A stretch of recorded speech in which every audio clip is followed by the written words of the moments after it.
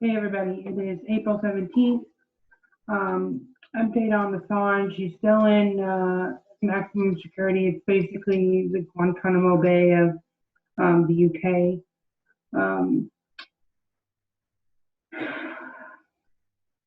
The US is still pushing to extradite him. During court, he only spoke like 3 times. The judge said that he was narcissistic, which, if you have been following Wikileaks and following Julian's message, or if you've heard him speak, you know that that's obviously crazy to say. There's reports of poor medical care in that facility that he's at, from past prisoners and articles. So we at first thought, okay, well, if he's going to be extradited, at the very least, at least he'll be getting some medical care. Seems like that's not the case.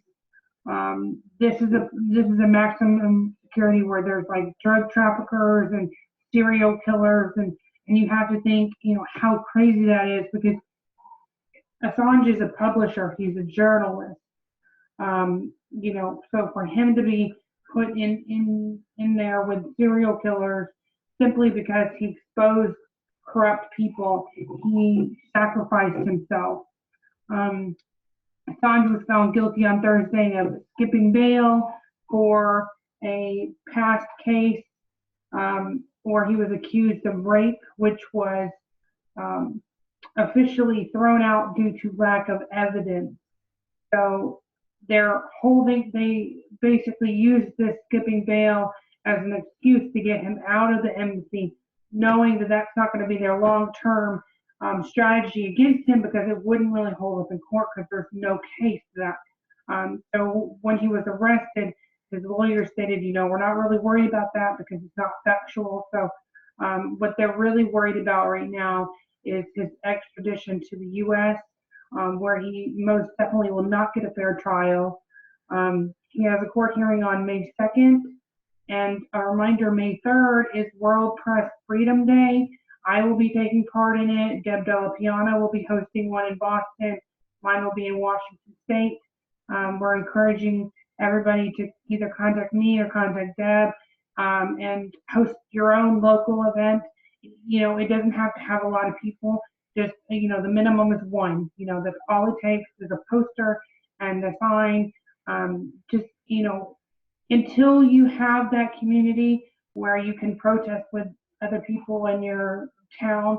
I've protested alone. There's no shame in that. It's better to be, standing alone for justice than, waiting around for other people to join you. They're not going to know to join you unless you get in the street. I'm a big advocate for that. Assange and representatives say that he's a high assassination risk right now, especially when he's in such a dangerous facility with, drug traffickers and serial killers, very dangerous people. The UK is clearly acting on the behalf of the US. I mean, that's been pretty clear from the start. And it's not just the Democratic side, it's also the Trump administration is heavily going after him, with Pompeo and Pence has gone to Ecuador to speak with Moreno specifically. Last time Assange was in a British prison was in 2010. He says they report that he had metal put in his food, which damaged his tooth very bad. He didn't get proper health care for it. So who knows what's going to happen in this prison, because it's apparently a lot worse.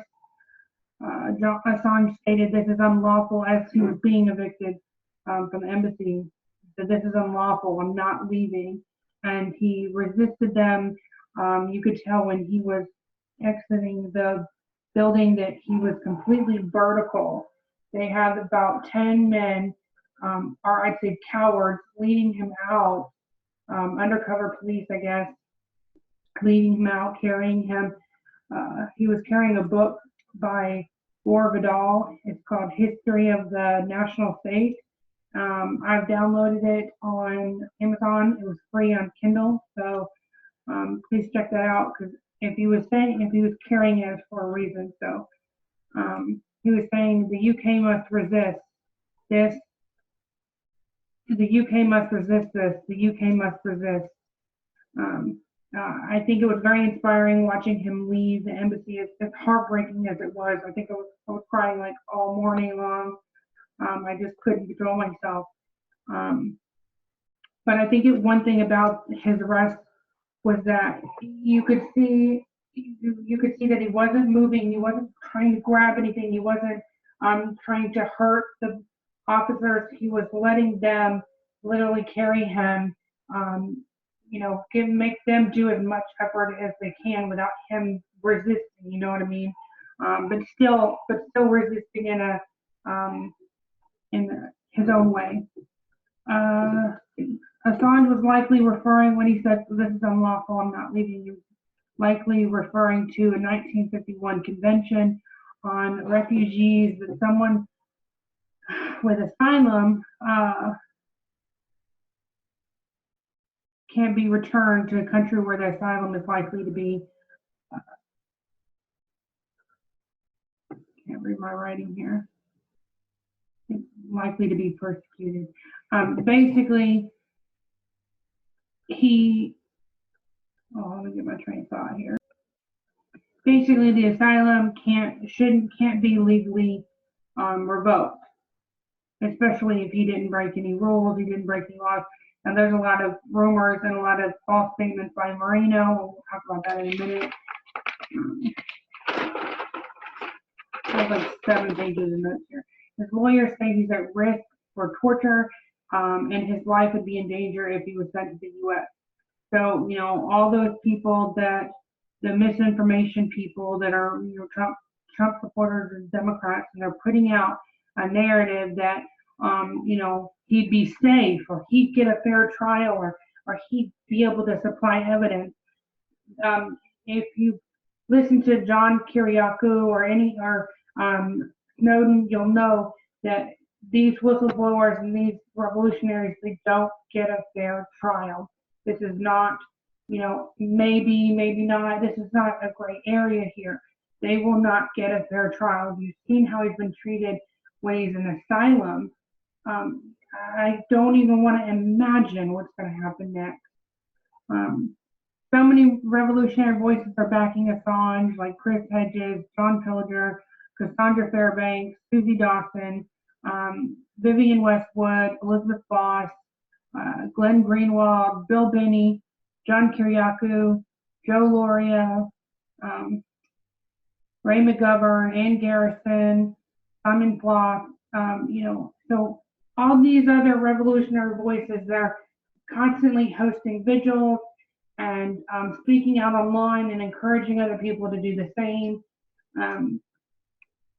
Yesterday there was a video footage of protesters in Ecuador that were reacting to recent lies that Moreno made about Assange, and it caused people to take to the streets. It was so inspiring.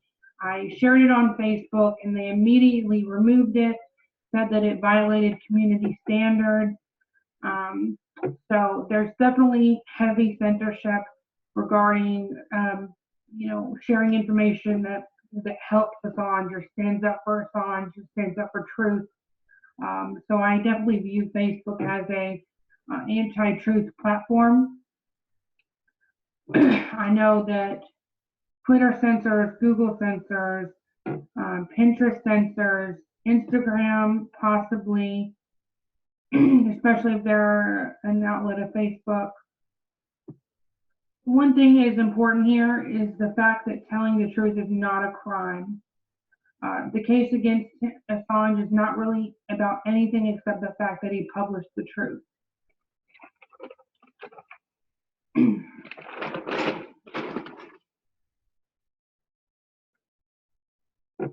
Let's talk about Chelsea Manning. Chelsea Manning, she was in jail for 7 years. She was tortured. She was in isolation. She had lack of proper health care. a lot of times she was, completely isolated, couldn't have any visitors, couldn't have any things that she needed in her cell.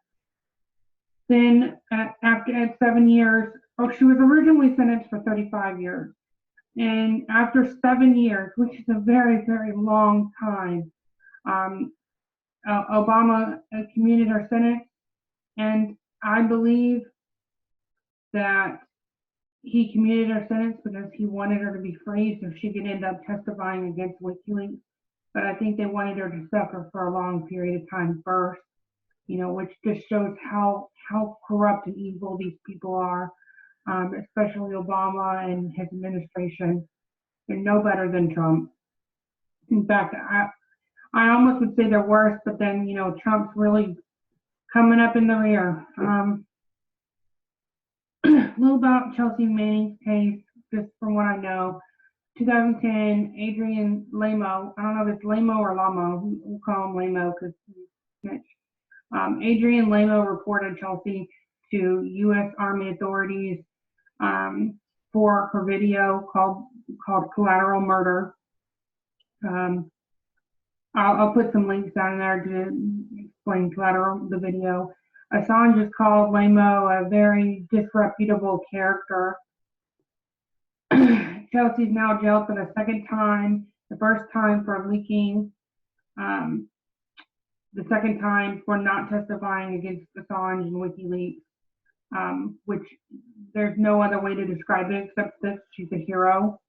She's very, very brave, very inspiring. Okay. Yesterday, Assange was awarded EU Journalism Award, established in honor of assassinated journalists. Let's be clear about this. The U.S. is persecuting Assange and Chelsea not for being Russian spies or for hacking our elections, but because they published the truth about war crimes. Okay. The case against them is regarding a video, collateral murder. Okay. It's nothing to do with our election. Mueller has done nothing but push an unproven narrative that Russia interfered in our election. So I think that's especially why they are pushing the term hacking regarding Julian's persecution. I don't know how they transferred that information or how Assange specifically helped Chelsea. I'm sure we'll find out as time goes on. But I definitely believe, without a doubt, that publishing the truth is more important than crimes of how they got the information. And I believe a lot of people would feel the same. As a matter of fact, the only people associated, the only people in prison for the video Collateral Murder was not the war criminals in the video, wasn't the people that were involved in the crimes and the murder of two journalists, but it was the people that published it, which is just insane. A reminder, back in 2016, FBI basically said, hey, Clinton, you're claiming Russia hacked your servers, so give your servers to us, we'll look at it. Now, we know that FBI is in bed with the DNC and the Democrats, but for some reason, the DNC had the authority to be like, nope, no, Clinton campaign, we're not giving you our servers. I don't know of anybody that would have the authority to tell the FBI no. I don't. So then that gets into CrowdStrike. CrowdStrike, I wish I pulled up this link first, but CrowdStrike is the company that was paid by the DNC to claim Russia hacking. So apparently they had access to the servers. But then I want to show you guys something. Let's see, screen share. Let's see,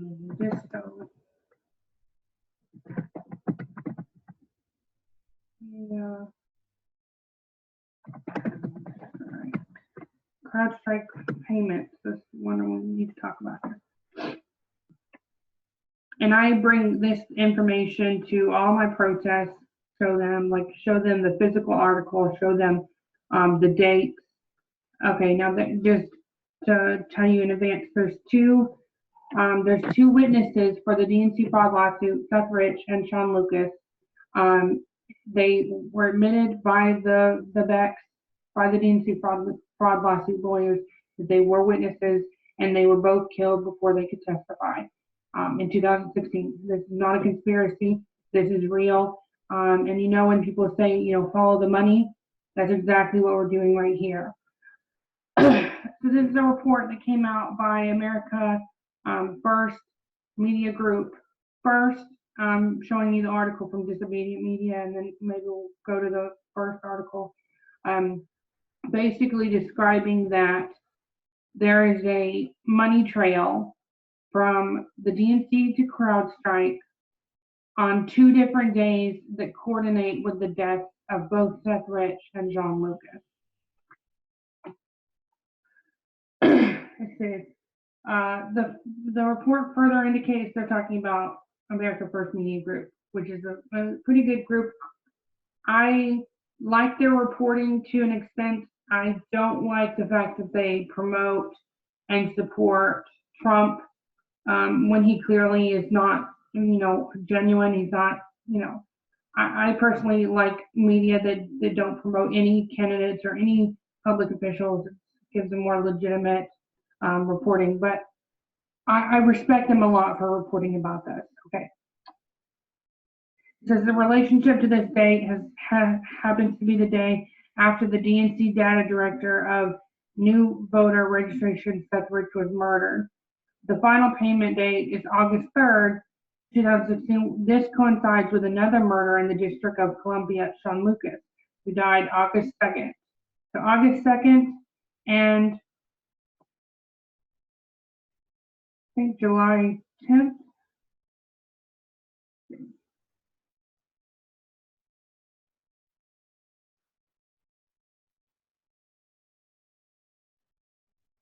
Okay.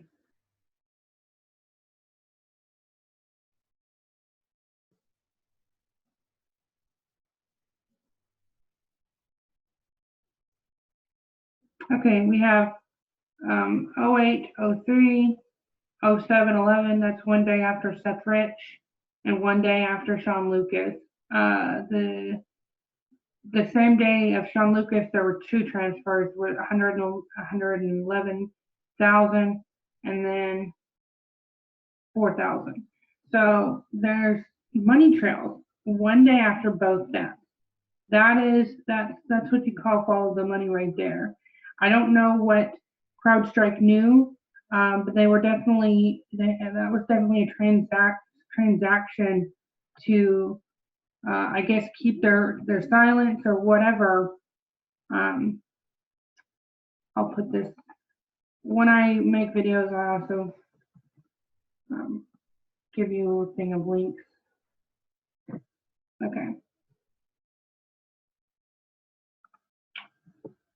So there's definitely something fishy here regarding the CrowdStrike payments from the DNC to CrowdStrike that coordinate with both of those DNC fraud lawsuit deaths.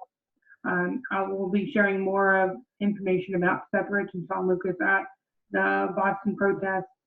I'll also include the links to the events in the section below. Okay. This next, we're going to talk about Will Dowd. One second.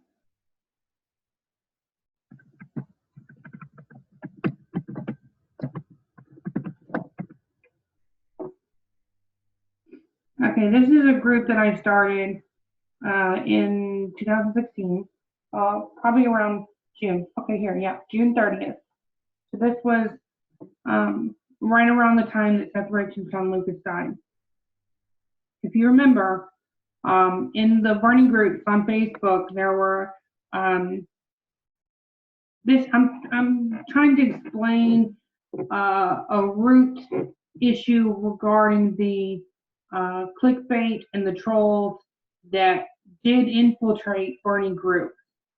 So, there's a massive misinformation about this, but I can say personally that I was involved in this because I saw it happening in real time, and I was one of a few people that actually screenshot everything, saved it, backed it up on USB drive. I even started this group to share all this information in real time. Let's go through some of this. Okay, so Will Dowd, I call him Shill Dowd. He ran a bunch of these. Oh, I don't think I can get in it now. Hold on. Yeah, okay, so this is the deal. I made this group, and then Facebook deleted my account. They've deleted my accounts over the years several times, countless times, but I keep coming back. And when they deleted my account, I lost control of this group. So I may have to pull these images up from my USB drive on another time. Actually, let me see if I can pull it up now. Well, I'll make it in another video. Okay, so basically, I do have images, screenshots of conversations with Will Dowd and the other admin where he literally said, I sold out. I'm taking money from this random group of people to infiltrate this group. And how that worked is I was a mod at the time, so I didn't really have much power. My only task was basically to vet people, letting them in, just kind of monitor things and be an assistant to those that actually post in the group. I mean, actually admin the group. So I was just one of the low mods, but I was a big Bernie supporter. So I was making memes, posting content, using these Bernie groups to educate people. But the issue here is that Will Dowd, he was letting these bots, which I don't believe they were bots, I believe they were just people, people that were hired to put misinformation on there. But mostly, I think the most important aspect of what they were supposed to do is censor. Being editors, they were able to delete and add content. So they would add clickbait information, just stupid articles. I don't know if viruses were attached to them, but that's generally the case with that clickbaity type of stuff. That wasn't the main issue, because when people saw that, they learned, okay, well, this is misinformation. I'm not going to click on it because it might be a virus. You don't know. So we learned to only check out media that we trusted. We learned what was real and what was not. So we adapted. We learned from that. And I think that was part of what woke us up, is because we saw good versus bad, and we started leaning towards the good media, like disobedient media, consortium news, become ungovernable information. So that wasn't a main issue here. The main issue was the fact that they were deleting anti-Clinton information. They were deleting Bernie stuff. They were deleting things that hurt the establishment. And they were banning people from this group that questioned them. When the other mods and other admins were saying, hey, Will, what the hell is going on? He kept saying, I don't care. I sold out. I'm taking money. I have to go to college. I don't know why he would text people that. I think he's just a very sad person who didn't realize that people would hold them accountable for that eventually. I don't know, whoever was paying him definitely told him that he would be safe. He didn't feel like he needed to hide anything from anybody. He basically said, this is legal. I can do this. I can let clickbait into my group. I can let these people into my group and censor people because it's my group. And that's what he did. I have the screenshots of it, but I just don't have it pulled up. It's pretty sad that I made this group and I can't even access it now. But that's okay. So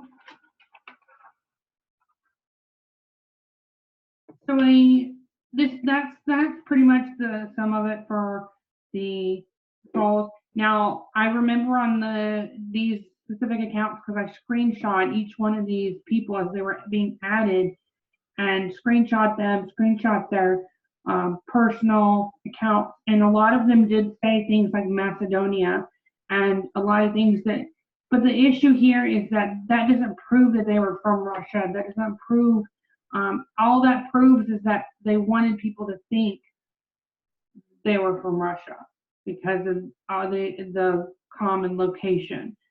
So I think it was the establishment. I think it was somebody within the DNC or somebody that wanted to help the DNC that was behind that. I think that's part of their Russian narrative, and I would not be surprised if more of this information came out from them, claiming that what happened, but just a little bit off where it's more in their favor, because these trolls, they really were meant to hurt us, not to hurt the DNC. They were meant to silence us, and so that's the key factor of this. Okay, back to Assange.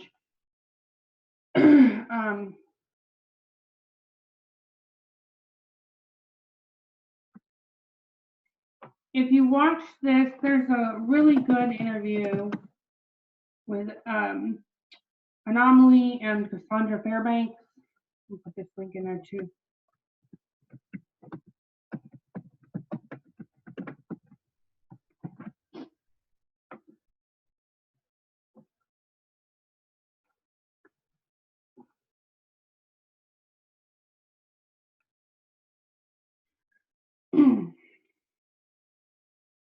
Okay, this is it.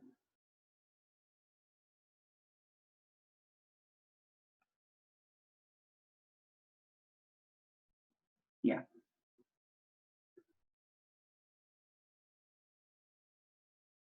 We'll watch a minute. For some reason, my sound. Where you want to start, but once they took Julian's Wi-Fi away, and then there's like all these stories. This is really important because Cassandra knows personally some things that happen. Let me fast forward it. Well, today we announced that some people in Spain have been trying to extort Wikileaks for $3 million. They got surveillance footage, photos of legal documents, pictures of him with his doctor, all kinds of stuff, and they were trying to get Wikileaks to buy it for $3 million. So that happened today, and obviously this wouldn't have been possible if Ecuador hadn't allowed more cameras to put in to spy on him. So this is like the newest thing that's happening. I feel like I should mention that first, but the story is like a lot deeper than that. Okay, I want to get through this real quick.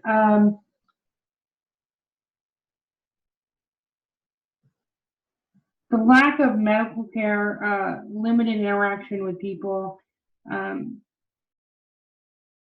basically he was given diplomatic asylum, and then the embassy had basically, because of Moreno, has turned that embassy into a prison. They have heavy security. You had to get, access ahead of time. You had to request permission to come to get it approved. And then, when you went there, you had to give them your social media accounts. You have to give them your phone. That's why Cassandra Fairbanks didn't give her phone. She came 6 minutes early, and they're like, no, you need to come back in 6 minutes at the time designated. So she's like, but I don't have my phone. I don't think people realize that Manning and Assange are in jail because they did the right thing. That's how scary this is right now. The U.S. is setting a precedent that anybody in the world, if they publish truth against the U.S., they're going to be persecuted. It doesn't matter if they're another nation's citizen. It doesn't matter because the U.S. apparently is in control of what anybody says and publishes across the entire world. I don't think people really understand how awful that really is, how dangerous that really is, because they're coming for us next. You know, they're already coming for us on social media, censoring us. Like my Facebook, I can't even. I'm permanently banned on 3 of my devices right now, so I only have access to Facebook through one device. You know, that's intentional. Part of the motivation behind the Ecuador's persecution of Julian is on behalf of the U.S. Ecuador just got in February an IMF loan of $4.2 billion on February 20th from the U.S. IMF stands for an International Monetary Fund. 50 days later, after that money was transferred, Julian was arrested. A little bit later after the loan, Chelsea was also subpoenaed for her testimony. Lawyers said duplicative evidence already in possession of the grand jury and was not needed to indict Mr. Assange.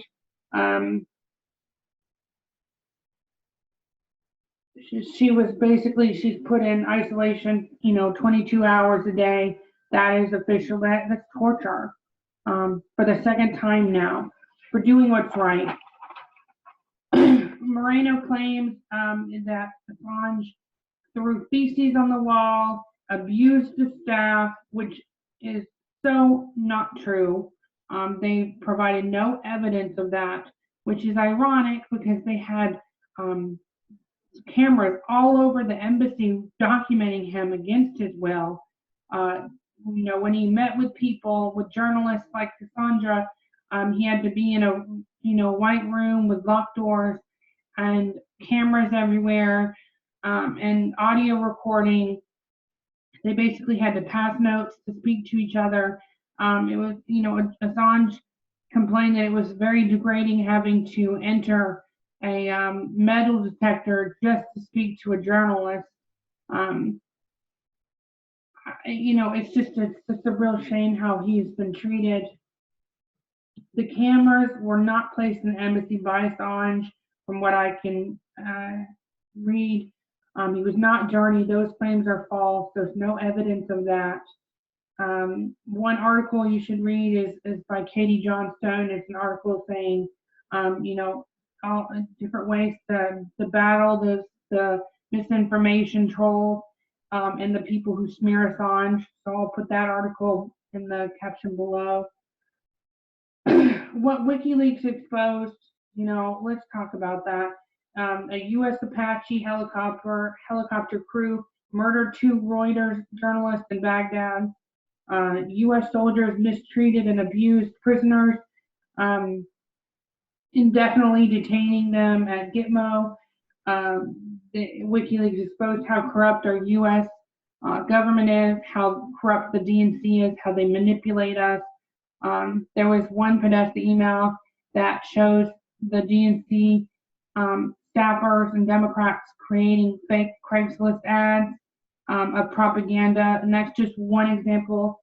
I could go into so much more, but don't have time in this video today. I want to sum this up with May 3rd.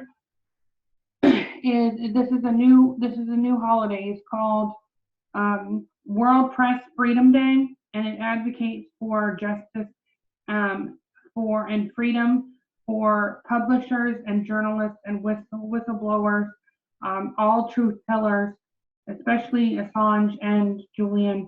We are definitely using them to as great examples of standing up for truth. I will be hosting a protest on May 3rd as soon as I get back from our Boston protest. Deb Della Piana is going to host one in Boston. So I encourage everybody watching to contact me if you want more info, and to host the solidarity event too. I think we should have, one of these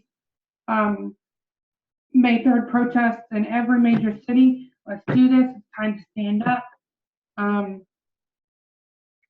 It's time to stop letting the mainstream media and these misinformation trolls and these pro-establishment social media users control the narrative.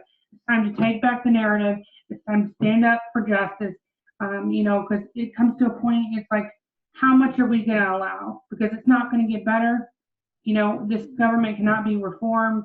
It's time for us to stand up. And I encourage everybody to stand with me. Stand with me on May 3rd and support truth tellers and keep talking about Assange. I will continue to report about Assange and Manning and all things related. And I hope you do too. We'll talk to you later.